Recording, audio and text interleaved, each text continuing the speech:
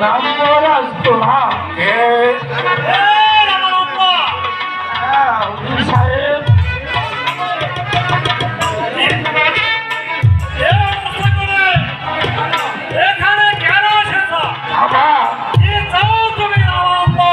আমার দিন মজুরিকে দিয়ে দিন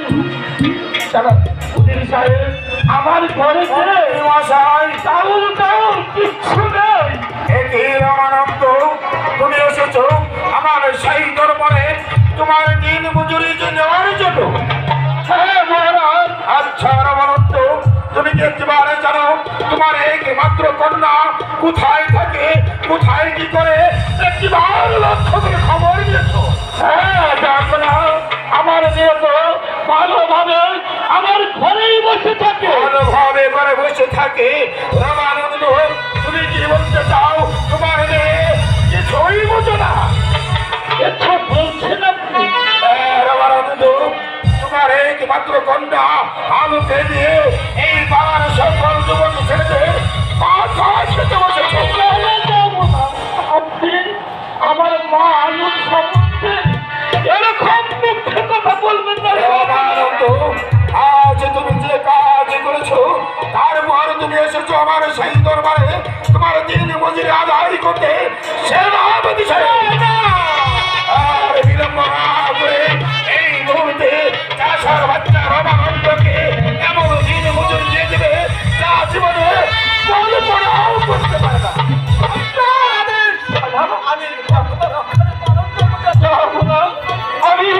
আমি আপনার প্রতি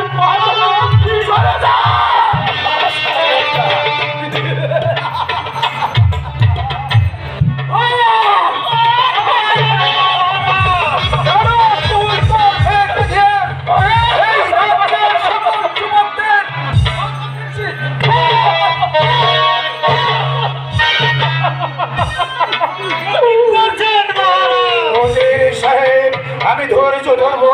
আমার একমাত্র যুবরাজ দেবী কুমার আমার বংশের মুখে গালি দিয়েছে, আমি ধৈর্য ধরবো। আমি তাই করছিলাম।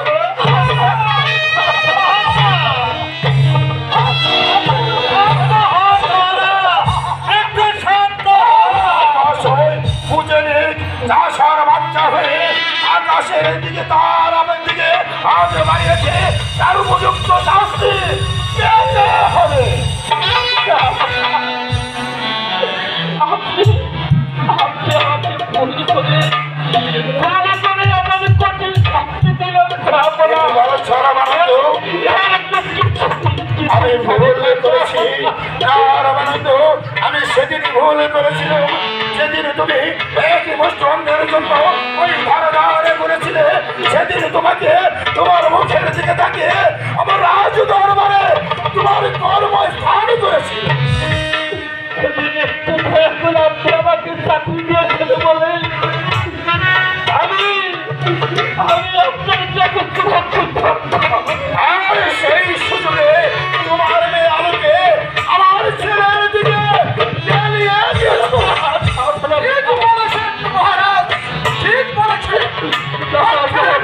মন্ত্রী বাবুর আর বিলম্ব নয়, ওর উপযুক্ত শাস্তি ভোগ করতে হবে।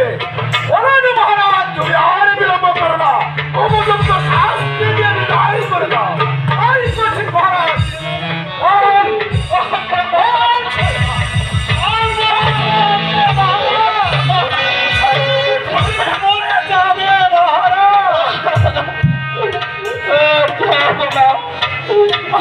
আমি আপনার প্রতিজ্ঞা করে করছি।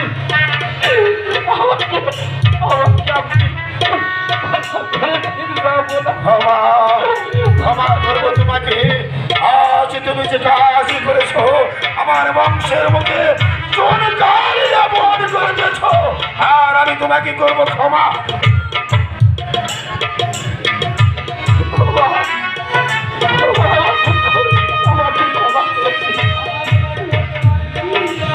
ক্ষমা তোমাকে করতে পারি রামানন্দ, কিন্তু আমার একটু কথা বলো। বেশ, আজ আমি তোমাকে ক্ষমা করে দিতে পারি যদি আগামী কাল পড়তে আসে তুমি এবং তোমার কন্যা এবং তোমার পরিবার সহ আমার এই রাজ্য থেকে দূরে চলে যাও।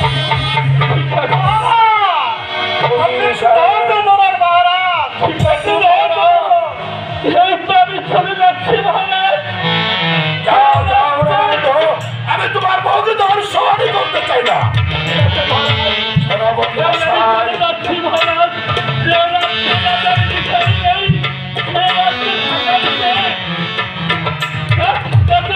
বড় হয়ে যাও।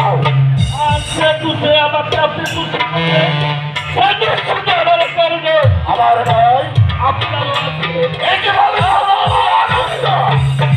সেনাপতি মশাই, আমার বাড়ির চাকর, সামান্য রমানন্দ আমার সেই দরবার রেখে চোখের আগে কথা বলে গেল। আমি এই কথা দিব না, আর দিব না বলে এই মুহূর্তে রমানন্দকে বিদায় করে দাও।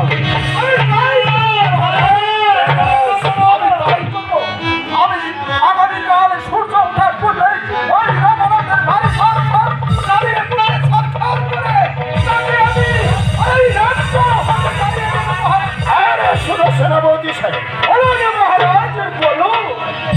এই মুহূর্তে যুবরাজ প্রেম কুমারকে যেখানে পাবে, যে অবস্থায় থাকবে, শৃঙ্খলিত করে ওকে সেই দরবারে হাজির করবে। আপনার একমাত্র আদরের সন্তান একই বলছ মন্ত্রী, সে আমার স্নেহের পুত্র।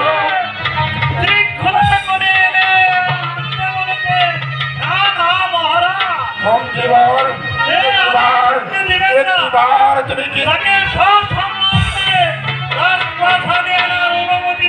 সেনাপতি মশাই, আমি যখন স্থির করেছি আমার একমাত্র যুবরাজ প্রেম কুমারের শাস্তি দেব, কারণ একমাত্র আলোই আমার ভুল করেনি, আমার যুবরাজ মনে করেছে ও সে আমার পুত্র, তবু আমি তাকে পুত্র বলে ক্ষমা করব না। এটাই বিজয়নগরের বিজয় সেনের আদেশ। আমি তাই করবো মহারাজ, আমি তাই করবো।